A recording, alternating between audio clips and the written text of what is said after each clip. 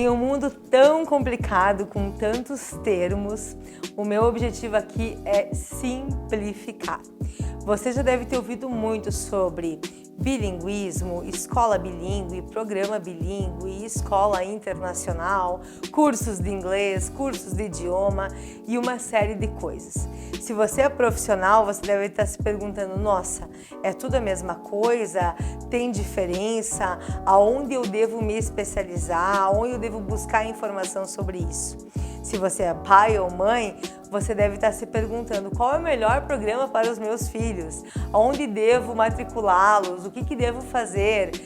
Ou então, nossa, não consigo ensinar inglês em casa, e agora? O que é ser bilíngue? O que é o bilinguismo? Uma pessoa monolíngue fala um idioma. Uma pessoa bilíngue fala 2 idiomas. Uma pessoa trilíngue, 3 e assim por diante. E temos muitas pessoas que são inclusive multilíngues, que falam 4 ou mais idiomas.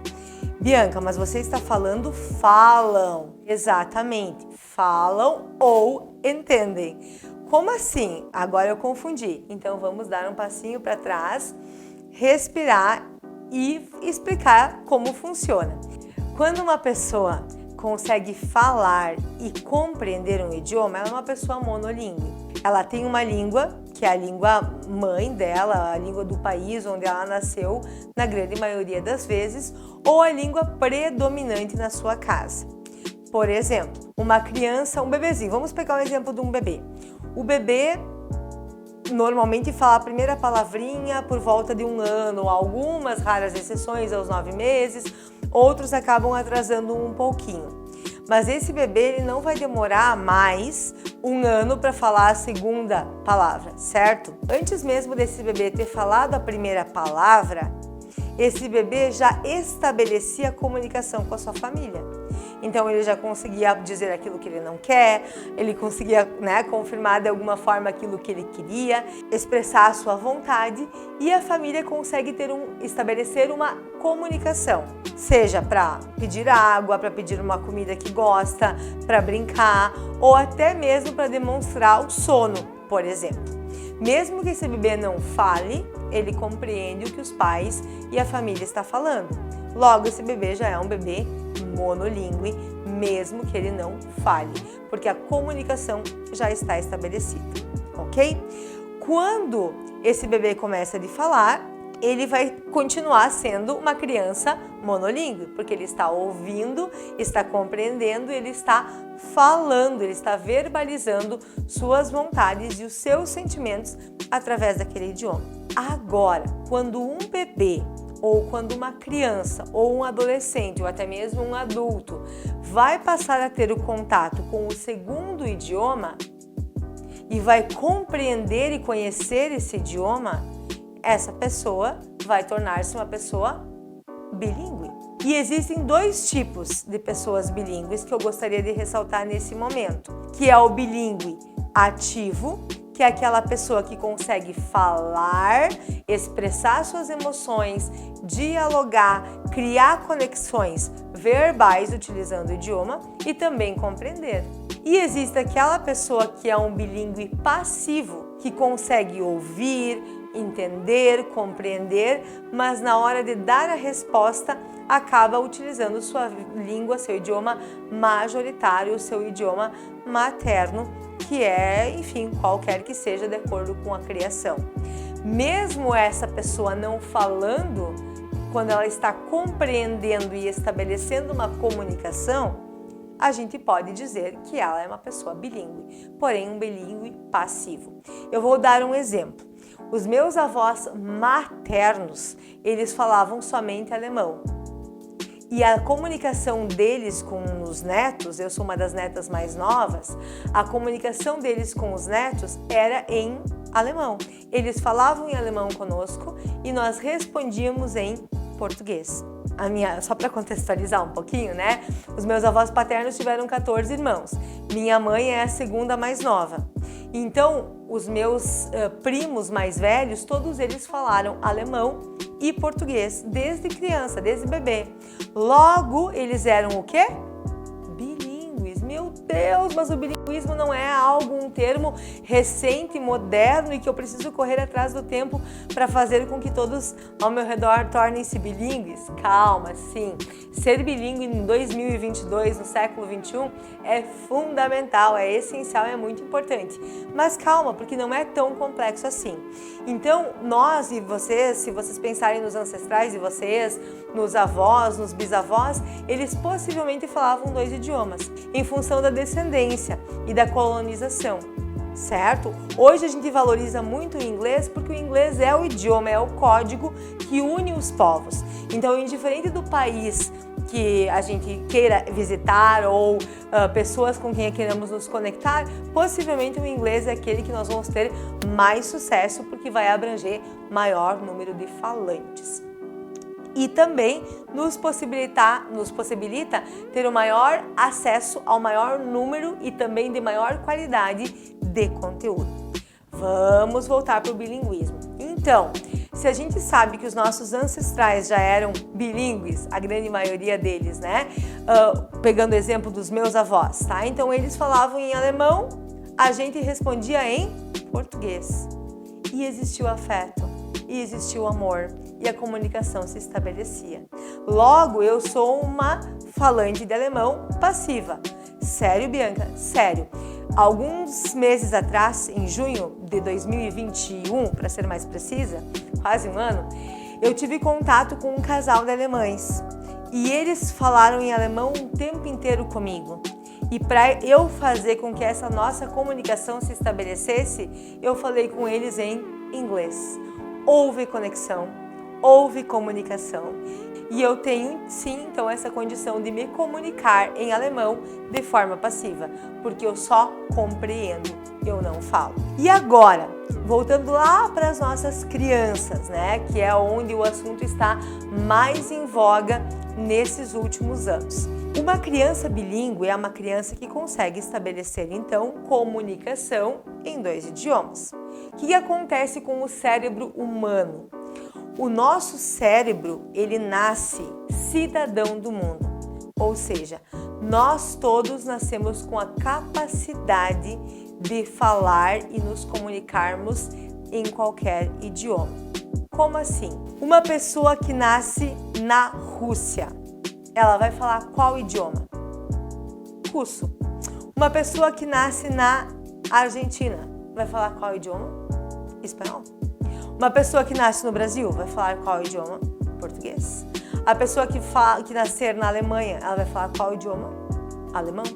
A pessoa que nascer no Canadá vai falar qual idioma? Inglês. E sem que essas pessoas ou essas crianças precisam ser ensinadas. O que acontece com que a criança, o bebê, quando nasce, depois ele começa a se comunicar naquele idioma? Ele só precisa estar exposto a um ambiente onde esse idioma é falado. Quando um bebezinho nasce, a gente não pensa assim, ai, pobrezinho, ele não entende, não vamos falar com ele. Muito pelo contrário, a gente começa a lhe dizer, olha a luz, olha aquilo é cor-de-rosa, olha a borboleta, ai, faz gugu dadá, e a gente faz sons e mostra e super estimula aquela criança ao máximo.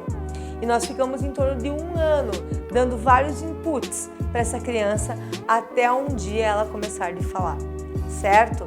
O que acontece no nosso cérebro ao nós estarmos expostos a um idioma?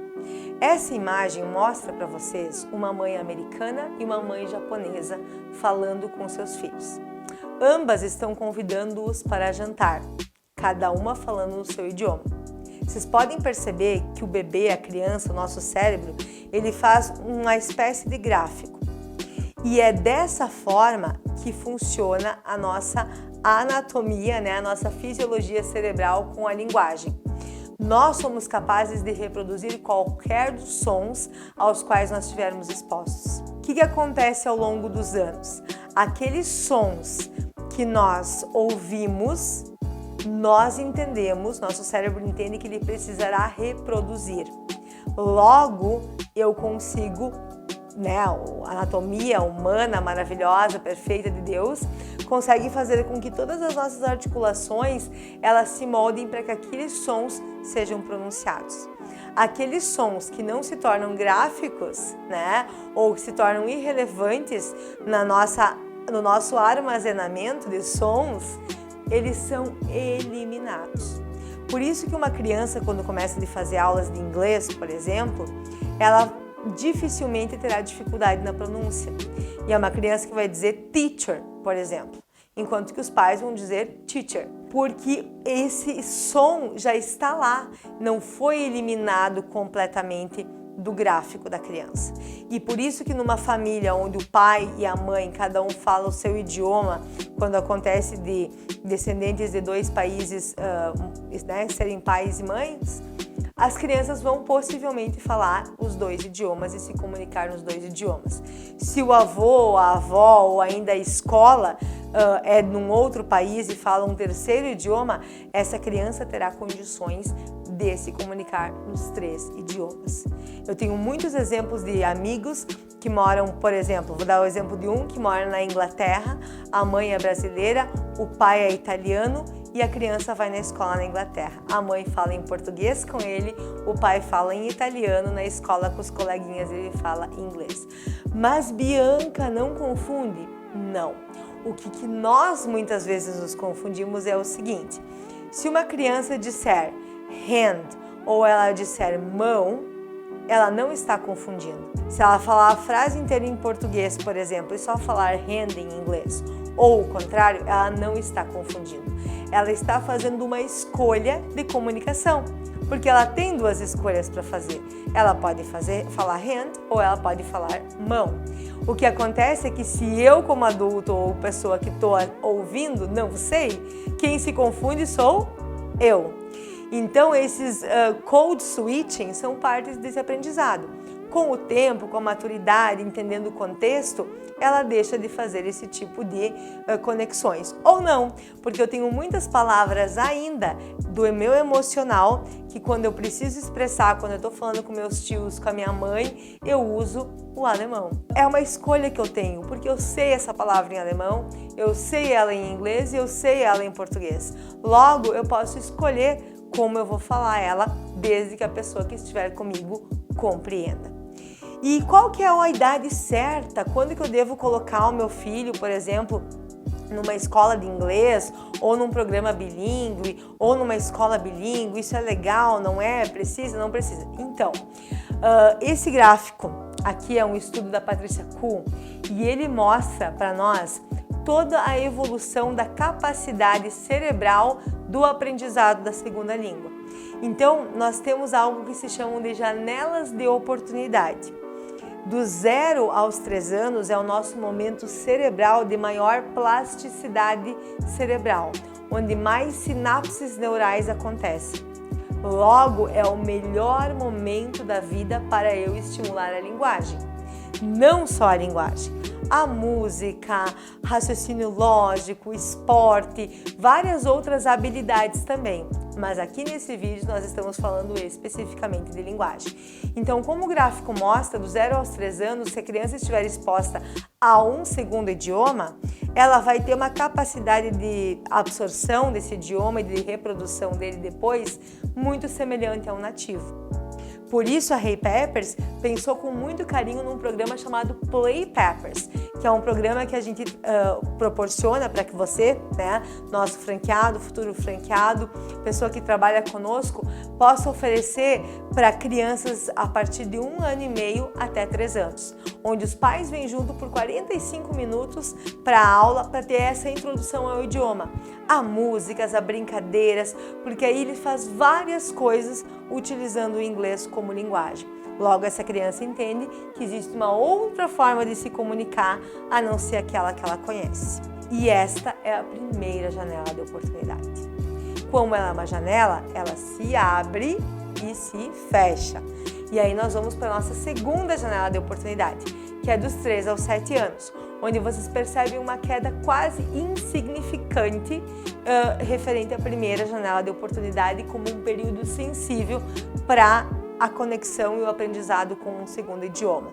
Então, também é um segundo momento muito importante para que as crianças possam estar conectadas e expostas ao idioma.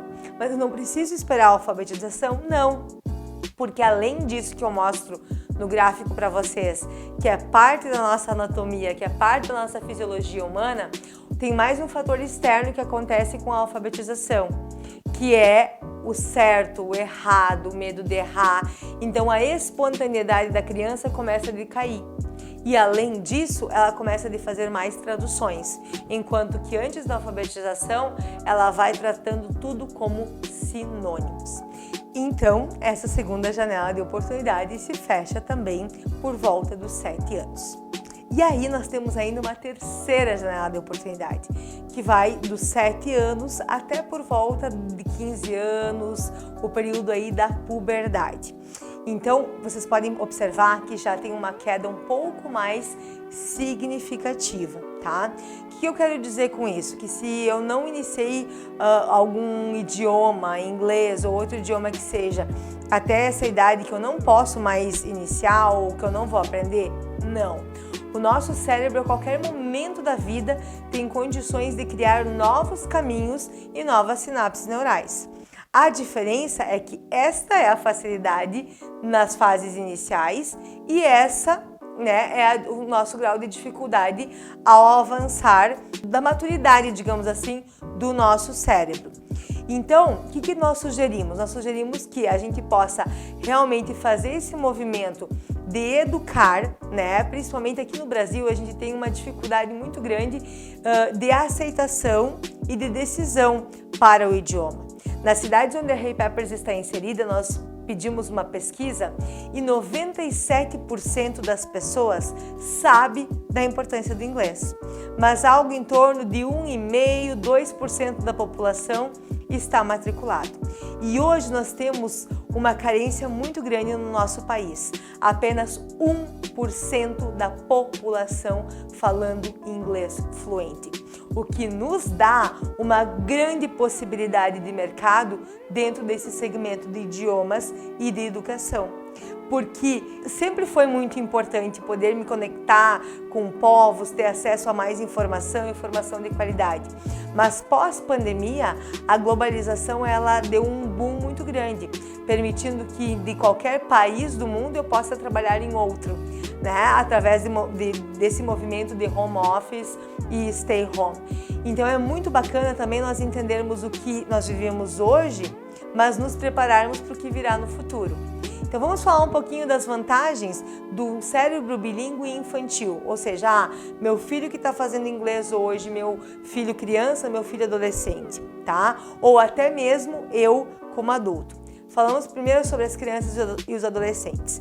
Uma criança, um adolescente que é bilíngue, ele se torna mais curioso, com mais capacidade de concentração, mais capacidade de multitasking e também ele acaba se tornando uma pessoa mais sociável e respeitosa. Porque lembra do meu exemplo?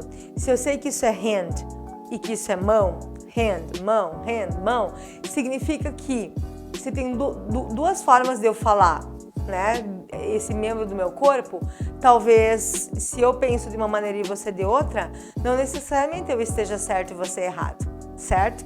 Então essa criança, esse adolescente se torna mais aberto para ouvir novas opiniões, para respeitar a opinião do outro, logo torna-se alguém muito mais sociável e respeitoso, que é uma das habilidades de vida que a gente quer também para a nossa humanidade. E para o adulto, ele é como se fosse um exercício do cérebro, porque eu vou estar fazendo um trabalho de criar uma outra sinapse neural para esse aprendizado. Então eu tenho muitas vantagens cognitivas em estar aprendendo um novo idioma. E no mercado de trabalho, gente, nem se fala, Nós temos algo em torno de 18 a 20% de valores maiores de salários e pagamentos para profissionais que sabem inglês. Muitas vagas não são preenchidas no mercado em relação a isso. E também, algo muito importante é que em 2013, olha quanto tempo atrás, mas em 2013, a British Council encomendou uma pesquisa com executivos de 77 países. E alguns desses executivos eram os donos das empresas, outros eles eram somente funcionários dessas empresas. E 91% desses executivos falou e afirmou que o inglês é o idioma predominante no mercado deles. Tá aqui no gráfico para vocês verem. E apenas 9% falou que não. Se eu tiver inglês ou eu não tiver, para mim não muda, porque inglês para mim não é o idioma predominante no meu mercado de trabalho. Imagine isso em 2019, imagine isso agora em 2022 e adiante. Então, pessoal, acho que o Brasil precisa, nós enquanto pessoas, né, educadores, empreendedoras, precisamos também entender qual que é o nosso papel em tirar uma cultura lá dos nossos avós. Vou voltar para esse exemplo, onde diziam para os nossos avós que falar o idioma deles era feio, né? Onde eles sofreram tanto abuso e tanta pressão que muitas vezes quem teve livro, que tinha livro em casa, o pessoal entrava, pegava os livros deles, né? Nas escolas eram colocadas fita durex, enfim, né? A gente não vê isso nos outros países. Nos outros países a gente vê um respeito muito grande pelo aquele idioma que é falado, mas também por aquelas pessoas que preservam o idioma materno, por exemplo, o seu idioma de origem. Então nós temos um país extremamente multicultural que é o Brasil, e sim, é verdade, ele também é multilingüe, não só monolingüe. Só que a gente não vê as pessoas falando nas ruas, a gente não vê essa preservação. Quantas pessoas que você conhece que dizem assim, eu até... Mas presta atenção, vamos tentar lembrar dessa pessoa. Eu até entendo quando alguém fala comigo, eu consigo ler alguma coisa, mas na hora de falar bem, na hora de falar eu não consigo. E quantas pessoas dizem assim, eu já fiz curso de inglês quando eu era jovem, quando eu era criança, mas agora já faz muito tempo que eu parei. E o bilinguismo, que é o nosso tema, ele tem tudo a ver com isso. Inglês, gente, não é uma disciplina escolar, é uma habilidade. Ela faz parte das disciplinas escolares porque existe um currículo gramatical a ser cumprido.